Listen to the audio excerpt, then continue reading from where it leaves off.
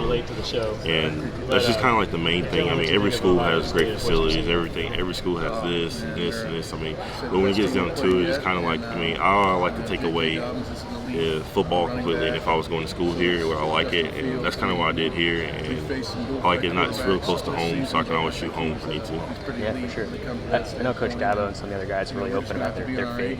How much did that sort of resonate with you when you were thinking about where you wanted to go?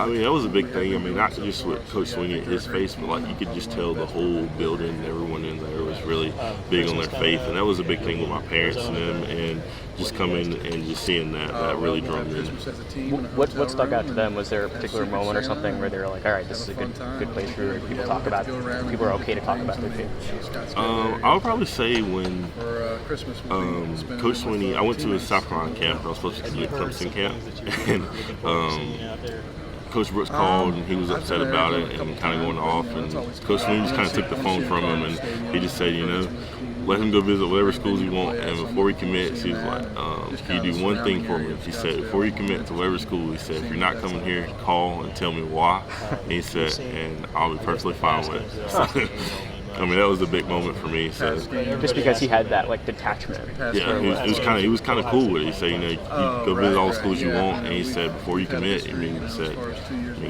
just give me a call and let me know why if it's not Clemson. That's really cool. Also, I got to ask, the drug test came back clean this year. 20 guys tested the same as last year. Is that sort of nice to not have that weighing on you guys this year? I mean, yeah, it's always nice to have that, but it's a big thing. I mean, just not having any of that deal with any of this year. I mean, like last year, you don't really know where that stuff came from. It was just kind of like it was always right there, like, you don't know why, you don't know if any of the other guys might have it or what. So it was just kind of like, I mean, just great just not to have that. How did that hang over the team during the playoff line?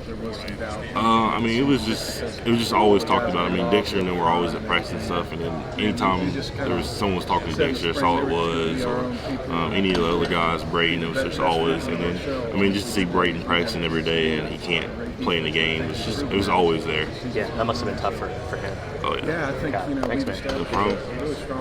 Justin, you and Landon and Tanner all come from the same area. What's it like for you guys when you talk about home and that little common thread you guys have coming down the 85 here? I mean, it's pretty cool. I mean, me and Tanner joke back and forth about when he played at South Point, and we'd always play him. And his brother did beat me my senior year, but I always tell him, I got 6 championship rings and he doesn't. So we always joke around, and just having Landon come around to you, it's just been cool. Just have the connection of people back home. All right, thanks, buddy.